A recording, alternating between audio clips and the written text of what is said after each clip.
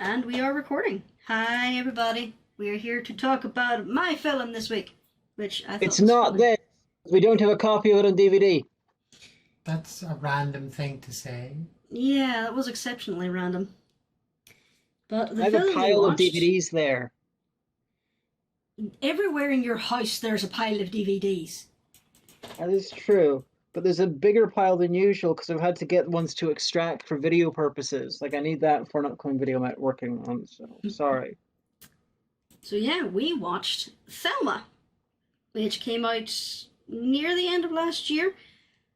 And the best way I can really describe it was comedy John Wick with a grandma and only one It's bad a guy. bit, it's a bit like a very genteel Surf Nazis Must Die with no Surf Nazis.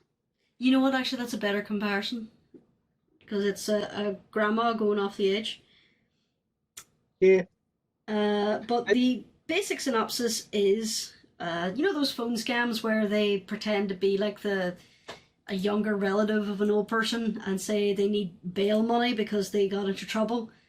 That essentially happens to the main character, and then she thinks, "Nah, I'm gonna get my money back," and she does. Spoilers. and turns out Malcolm McDowell is really hard up for cash. That was Malcolm McDowell, wasn't it? Bloody hell! Yes, it was. I didn't recognize him for a sec.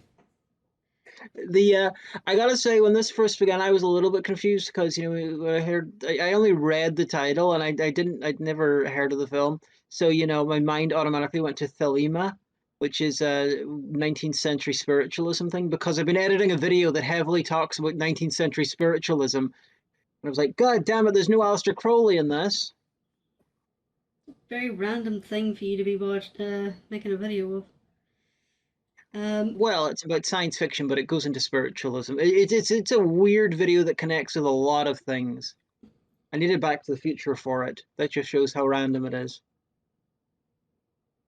okay. But essentially, that's pretty much the synopsis of the film. So we're gonna jump into the spoilers territory now at this point. Um, Also, she teams up with Richard Roundtree, aka the original Shaft, yeah. and the he died at least 2 years ago. So that gives you an idea of when it was filmed. It must have been set on the shelf for a little while. Probably. It probably didn't want to be released around the big summer blockbusters.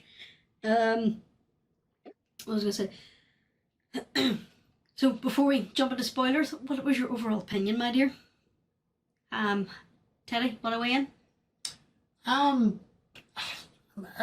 I, I'm conflicted because I have no strong feelings.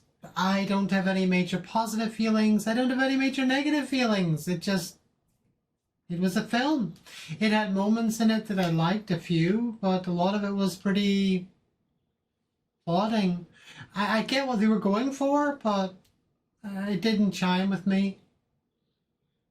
I'm Yeah, feeling pretty similar. It's it's it has very similar grounds as Surf Nazis Must Die, obviously, John Wick and all that, and also Bubba Hotep.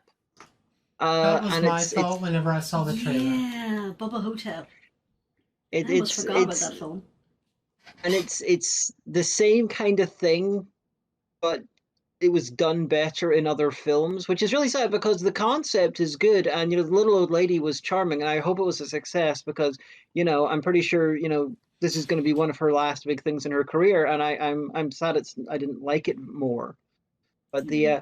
and it's obviously heartfelt, inspired by real events and stuff like that. So I kind of feel like a dick for not loving it, if that makes sense.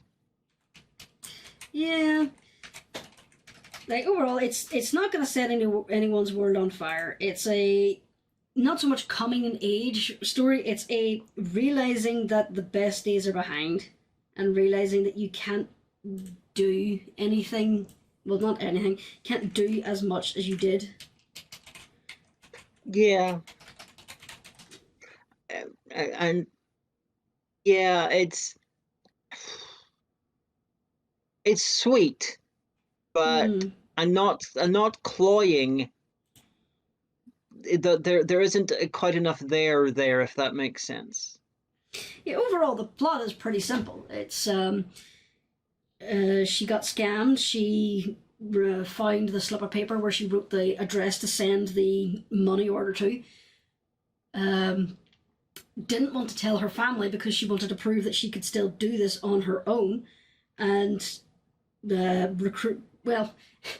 she went to talk to one of her friends to attempt to steal his mobility scooter, so she had a way of getting around, and he ended up going with her. And that was one of the things where he made her realize as well that she can't do it on her own, at least not without him at the very least, because at one point she falls and she needs his help to get up. But yeah, I imagine I'm not the only one who viewed that the family was incredibly toxic. Oh yeah, definitely. Every member of it in different ways. Well, with those helicopter parents, can you really blame the teenager for being so neurotic? Yeah. Plus, his dad's Coulson from Agents of S.H.I.E.L.D. That's going to mess you up. That's where I recognised him from. Yeah. But, and I mean, shall we also gloss over the fact that she's the one who committed more heinous crimes in terms of the law? Stealing a firearm, felony. Stealing a firearm, threatening with a lethal weapon, armed robbery, wire transfer fraud, reckless endangerment from willful discharge. Also, property damage, assault. Technically torture because she deprived him of his oxygen. Yeah, and that also counts as an assault. And the fella assaulted the kid. Also true. There are many years that she would be going down for. He just committed a little bit of a scam fraud. It implies that she's like 94, so I don't think she'll be going to prison for long. Yeah. But then again, that's kind of a bit of a trope in Hollywood films where you've got the heroes technically do a lot more damage and crimes than the villains they're trying to take down. And it's protagonist-centered morality where you gloss over that for excitement and you're okay with it because you're invested in the story. So it's a funny thing to point out whenever it happens. As I get older, I see this more and it irritates me more.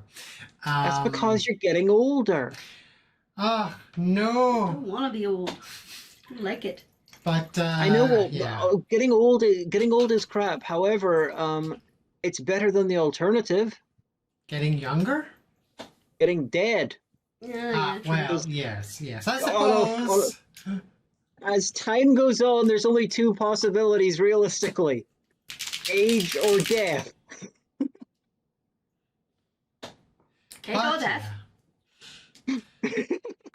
Yeah, so I don't have strong feelings to say much beyond that, to be honest. It was fairly low budget. They did a lot with what they had, which was mostly empty streets and like 3 sets. Budget-wise, yeah, it was about 5 million quid, and it brought in about 12 million. So, double production budget. I don't think there was much marketing behind it, so they made a profit, just not a huge one. Yeah. But then, of course, like home video and all almost certainly would have pushed them into decent profit. Yeah, honestly, it's a good film if you want to waste a little bit of time or do essentially what I'm doing, just your hobbies, while it's on in the background.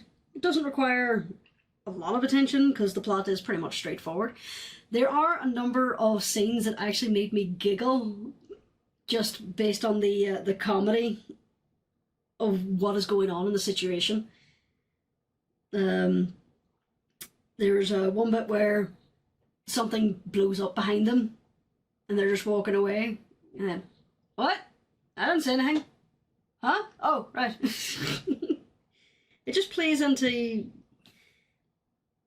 I was going to say tropes, but no, there's not very many tropes in this film now that I think about it. I do like the way they played with their premise a little bit. The use of the hearing aid as a spy tool, but also in several pieces. It became part of the things they would use, which it made sense. While the mobility scooters was just, it was a way of transporting, but There's a bit more inventiveness with the hearing aid. And the rule Yeah, of yeah, that threes. was- I think I know her. Do you know this person? No, don't know that person. I could have sworn I know you from somewhere. No.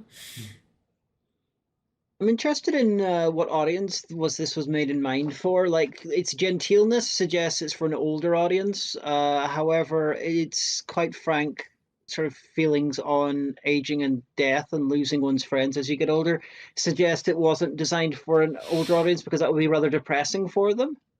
Do you know that Someone- actually that scene at the start near enough did genuinely upset me, where she's trying to phone through her friends to get a little bit of support or a little bit of help, and she's going through and she's realizing all her friends are dead.